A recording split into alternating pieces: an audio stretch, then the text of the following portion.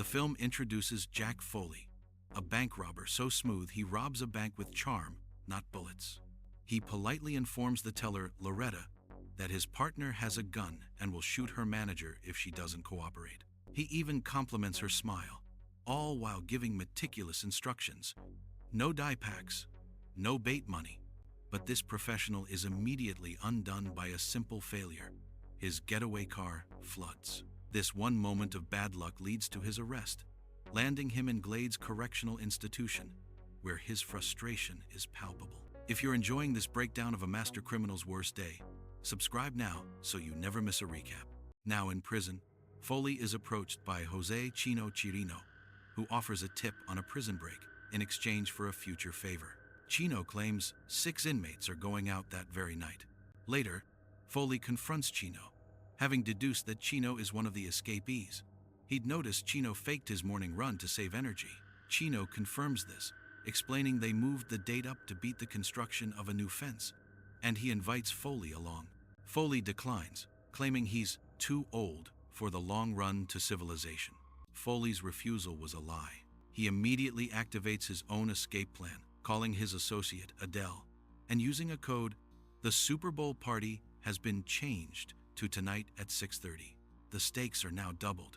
Foley isn't just escaping, he's hijacking another crew's breakout for his own ends. But a complication arises. Adele informs him Buddy is bringing a second car driven by Glenn somebody from Lompoc. Foley is instantly agitated, identifying him as Glenn Michaels and threatening to step on his sunglasses. Elsewhere, his partner Buddy Bragg secures a getaway car by carjacking a woman, while U.S. Crayston's Marshal Karen Sisko receives a new Sig Sauer 380 as a birthday present from her father. Karen discusses her plans for the day with her father, Marshall. Her plan is mundane: drive to Glades, the very prison Foley is escaping, to serve a summons on an inmate suing over macaroni and cheese. Her father, a law enforcement veteran, uses the time to criticize her for dating Ray Nicolette, an FBI agent who is still technically married. Back at Glades, Foley's plan is in motion. He and Glenn Michaels are outside the fence, acting as lookouts while Buddy waits. The tension is high as they wait for Chino's crew, who finally begin to emerge from their tunnel. Everything shatters in an instant. Karen Sisko pulls up. She spots the men. She recognizes the jailbreak. She radios it in. She grabs her shotgun and confronts them, yelling, "Stop! Get your hands in the air!" But she's exposed. Buddy Bragg ambushes her from the side. Foley runs over, disarms her, and shoves her into the trunk of her own car. And in a move that shocks everyone, Foley gets in the trunk with her. As Buddy speeds away, the two are trapped in the dark, and Foley's first question is, "Where's your gun?" The escape's physical panic immediately shifts to a strange, personal intimacy. Karen complains he's ruining a $900 suit. She says she became a marshal to go after guys like you. Foley, in the dark, insists he's not a rapist. He introduces himself as Jack Foley, boasting that the FBI told him he'd robbed more banks than anybody in the computer. The stakes are clear. He's facing 30 years if he's caught. Karen, who Foley notes doesn't seem all that scared, simply says she's just going to wait for him to screw up, just like his ex-wife. The bizarre in-trunk conversation continues. They discuss his failed marriage. They didn't have that spark. They talk movies, Bonnie and Clyde, network. Foley seems to be enjoying it, telling her, "You sure are easy to talk to." And this is the exact moment the entire film pivots. He poses the crucial "what if?" If we met under different circumstances, I wonder what would happen. Just as they are debating the romantic logic of 3 Days of the Condor, the car comes to a stop. The trunk opens. Karen immediately gets the drop on Buddy with her pistol. But Buddy, unfazed, reveals the power shift. Her name is Karen Sisko. Foley tries to de-escalate the standoff, warning Karen that Buddy has her shotgun. The standoff is broken by Glenn Michaels, who pulls up wearing sunglasses at night. Foley explodes, threatening to throw the glasses off the overpass while they're still in your head. He orders Glenn to put Karen in the back seat of the switch car, then argues with Buddy, who is furious that Foley is bringing a cop. While they're distracted, Karen is left with Glenn. She seizes the opening, asking, "You don't remember me, do you?" Karen skillfully reminds Glenn that she personally transported him from the county jail to the courthouse twice. Glenn, panicking, is manipulated by Karen, who suggests that, technically, he hasn't yet aided a fugitive and still has a choice. The narrative then suddenly flashes back 2 years ago to Lompoc Federal Penitentiary. Foley and Buddy are in the prison yard, watching a fixed boxing match involving Maurice "Snoopy" Miller. They are joined by Glenn Michaels, who points out a new inmate, Richard Ripley, a Wall Street guy. Glenn, who works laundry with Ripley, reveals the inmate loves to talk and told him he has around 5 million uncut diamonds at his house. This is the seed of the entire plot. Foley is immediately skeptical, asking why anyone would tell a motormouth like Glenn about it.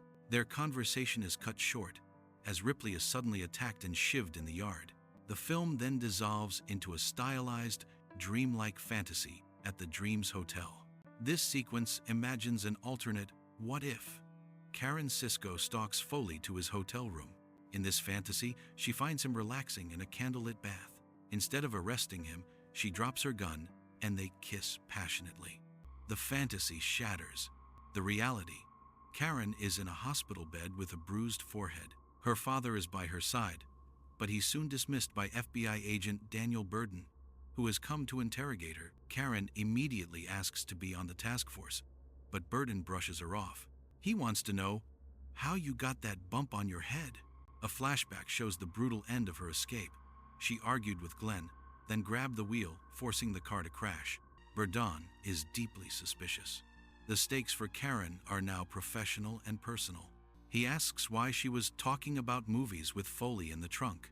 He brings up her past, when she shot an ex-boyfriend who was also a bank robber, and pointedly asks why she didn't shoot Foley. Karen fires back, attacking his credentials, but Burden leaves her with a final, damning question. Why did Foley put her in the second car when he didn't need you anymore?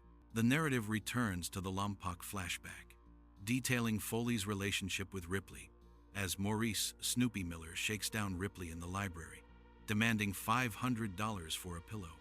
Foley, annoyed by the noise, interrupts, calling it the dumbest fucking shakedown in history. He calmly explains to Ripley that Snoop has no leverage. If Snoop hurts him, Ripley gets transferred, and Snoop gets nothing. This enrages Snoop, who sicks Chino on Foley, but Foley easily escapes, leaving Snoop to dump the, now worthless, goldfish in Ripley's hands. Back in the present, Buddy reads a newspaper report of the escape, but Foley is only concerned with what happened to her, meaning Karen. At the same time, Karen is recovering at her father's house when Ray Nicolette, the FBI agent, stops by. Ray reports that one of the escapees, Linares, was killed in a shootout, but Foley is still at large. As they talk, Karen receives a call. It's Foley. He has her wallet. The conversation is electric, as he jokes about them retiring to an island together. While Karen's father lectures Ray on the ethics of protecting an adulterous informant, Foley and Buddy see the same news report on Linares' death. They realize this makes Chino desperate, and Foley worries Chino will go after Adele, remembering he once mentioned her magician job to him in prison. Foley's fears are justified, as Chino is shown calling Adele's number to confirm her address. Foley and Buddy drive by her apartment, but see it's already staked out by the FBI. They're trapped. They can't warn her. They decide to head for Detroit. But Karen, having the same instinct, visits Adele, hoping to find a lead on Buddy or Glenn. Adele reminisces about Jack, revealing Buddy's sister was the one who got them caught and sent to Lompoc in the first place. While Karen is interviewing Adele, Chino arrives. He uses the magician story Foley feared he'd remember. When Adele, on Karen's instruction, stalls, Chino breaks down the door. He's met by Karen, who tackles and easily arrests him. She immediately calls Agent Burden, using the capture as leverage. She'll bring Chino in, but only if Burden puts her on the task force. Burden agrees and gives Karen her first assignment: get to the Adams Hotel, where they have a lead on Foley. Foley and Buddy are packing at the Adams Hotel, preparing to leave for Detroit. Just as they head out, Karen and the FBI task force enter the lobby to raid their room. Agent Burden, in a move to sideline her, orders Karen to stay down here and watch the elevator. Now, put yourself in her shoes. In a moment of pure, impossible chance, the elevator doors open.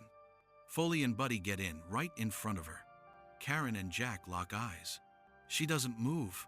He doesn't flinch. She lets the doors close, allowing him to escape just as Burden's team breaches the empty hotel room. Karen lies to Burden's radio call. Later, she tells her father about the encounter, admitting she's pretty sure Foley waved at her. Marshal Sisko then informs her that Buddy's sister has once again turned him in, reporting 2 calls from Detroit. The stakes are now clear. Karen must go to Detroit to find Foley, who is now tied to a big score. The action moves to Detroit, where Glenn Michaels has already connected with Maurice "Snoopy" Miller, who has diversified his criminal enterprise. Snoop introduces his own crew, including White Boy Bob and the imposing Kenneth. Glenn believes he's in charge of the Ripley job, but Snoop immediately hijacks the plan, his crew, and even Glenn's car. To test him, Snoop forces a terrified Glenn to participate in an unrelated bloody robbery immediately. After the side job, Snoop asserts his total control, informing Glenn, "If I say we in on this Ripley shit, we in on it, with or without your punk ass." A bloodied and traumatized Glenn returns to the boxing gym with Snoop's crew, only to find Foley and Buddy waiting. Foley, seeing the blood, immediately understands Glenn has lost control. After a tense standoff with White Boy Bob, Foley dictates the terms. He and Buddy get half of the Ripley score, and Snoop's crew can split the rest. Snoop agrees to chop it up at the fights on Friday. This triggers a Lompoc flashback, revealing the rest of Foley's original conversation with Ripley. Ripley, grateful for the save, had offered the intrigued Foley a legitimate job upon his release. Karen, now officially on the task force, is in Detroit, meeting a local cop named Raymond Cruz at the snowy crime scene of Snoop's side robbery. Cruz connects Glenn Michaels to Maurice "Snoopy" Miller, giving Karen her first solid lead. At the same time, Foley and Buddy, in separate motel rooms, see Karen's picture in the paper at that very crime scene. Buddy is panicked, but Foley believes she's only there for Glenn. Buddy reveals he's been talking to his sister for 2 hours, the same sister who keeps turning him in. Karen, following her lead, finds Snoop's family home, where she meets his sister Moselle and his aggressive brother, Kenneth. Moselle, annoyed with her family, gives Karen the information she needs. Maurice, don't miss the fights, and there are some tomorrow night at the State Theater. Her brother, Kenneth, however, becomes aggressive, corners Karen, and makes crude sexual threats. He grabs her, but she promptly knees him in the groin and leaves. Elsewhere, Foley and Buddy are doing their own homework, staking out Ripley's massive house. Buddy, fearing a setup, suggests they ditch Snoop and go in alone, ahead of schedule. As they drive, Foley and Buddy debate fate, with Foley insisting he is never going back to prison. This triggers the final Lompoc flashback, revealing the disappointing outcome of Ripley's job offer. Foley, upon his release, goes to Ripley's office, only to be offered a low-wage security guard uniform. Foley explodes, reminding Ripley that he saved him in prison, where he was ice cream for freaks. But Ripley is unmoved. He tells Foley that bank robbery is not a very marketable skill. The confrontation ends with Foley being humiliatingly thrown out of the building. That night, Karen Sisko is alone at a high-rise bar, trying to have a quiet bourbon. She is accosted by 2 separate, obnoxious ad guys, Philip and Andy, both of whom she bluntly tells to leave her alone. But then a third man approaches, Jack Foley. He asks to buy her a drink, and she agrees, playing along with his introduction of Gary by calling herself Celeste. They quickly drop the Gary and Celeste charade. Jack admits it doesn't work if we're somebody else. He perfectly describes their what-if scenario from the trunk, calling it a timeout, that fleeting moment of recognition with a stranger on the street and the regret of letting it go. It's a connection that exists outside of their real lives, like a pause button on reality. Karen, agreeing it may only happen once, takes him to her hotel room. They finally confront the tension that has been building since the trunk, discussing her father's gun, the elevator, and Adele. Their time out becomes real as they embrace and kiss. The film intercuts their passionate night with the vulnerable morning after. Karen, feeling exposed, confronts Jack, needing to confirm he doesn't just see her as someone looking for a kinky thrill. He reassures her, explaining that most bank robbers are fucking morons, and she is clearly not dumb, nor does he think she is. He admits that he's the one who's not smart, having fallen into the pen 3 times. When Karen asks what will happen next, he simply tells her, "You know," and their timeout is over. The next morning, Karen wakes up alone, but finds Jack has left her Sig Sauer pistol on the pillow. That night, she's all business, tracking Glenn to the Friday night fights. She watches as Glenn meets Snoop's crew, which now includes a miraculously arrived Chino. Glenn, looking nervous, makes an excuse to take a pee and heads outside. He walks into Karen's trap. He goes to the car, but the keys don't work, setting off the alarm. Karen ambushes him in the alley, shotgun in hand. Back inside, Foley and Buddy arrive at Snoop's table only to be told Glenn has disappeared. Realizing Glenn has likely been picked up, Foley wants to leave. But Snoop reveals his trump card. He lied to Glenn. The heist isn't tomorrow, it's tonight. Buddy immediately recognizes it's a setup. Foley, in a moment of loyalty, orders Buddy to leave, offering him half the score just for the Glade's rescue. Buddy refuses. Who's gonna watch your back? The crew drives to Ripley's mansion, but Karen is already there. She watches them force their way in and immediately calls for backup. Inside, the crew is stunned to find only a maid, Midge, who informs them Ripley is in Florida for the season. An enraged Snoop orders the crew to tear the house apart searching for the safe. Foley uses the chaos to slip away. As he searches the library, he's shocked to find Richard Ripley himself, who was hiding in a secret room. Ripley explains he's secretly in town with Midge, the maid, and they mistook the crew for her jealous husband. Their reunion is cut short when Chino and Glenn, who has also arrived, shout that they've found the safe. In the bedroom closet, a Mexican standoff erupts between Buddy, Chino, and Glenn. They try to shoot the safe open, but fail. Hearing the gunfire, Midge screams out the combination 3-10-44. Buddy uses it to open the door, but the safe is empty except for a pile of wigs. Back in the library, Foley has solved the puzzle. He points to the gravel at the bottom of Ripley's fish tank. It's actually $5.2 million in uncut diamonds.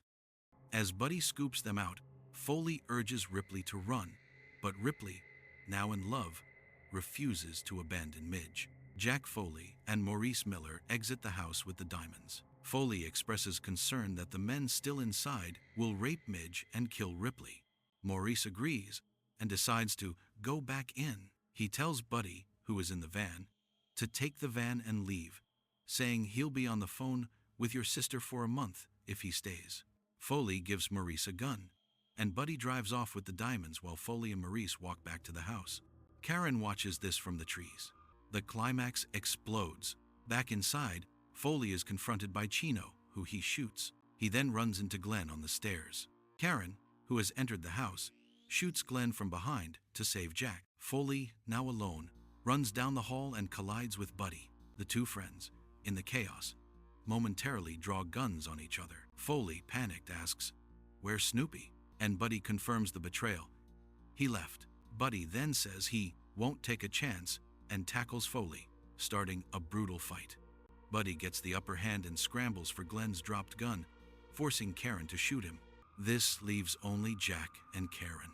In a final stylized confrontation, Jack pulls on a ski mask and walks down the stairs telling her, "I'm not going back." She pleads with him, but he says, "No more timeouts." Seeing he won't stop, Karen shoots him in the leg. She tackles him, crying, "I can't shoot you," to which he pants, "You shot me." As police arrive, she handcuffs him to the railing.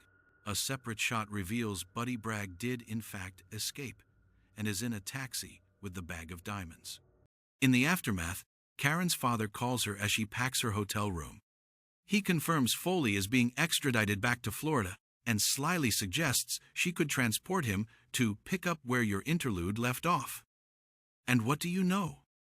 The final scene shows Foley being loaded into the transport van only to see Karen sitting in the passenger seat. As he's locked in, Another prisoner is loaded with him, Hejira Henry.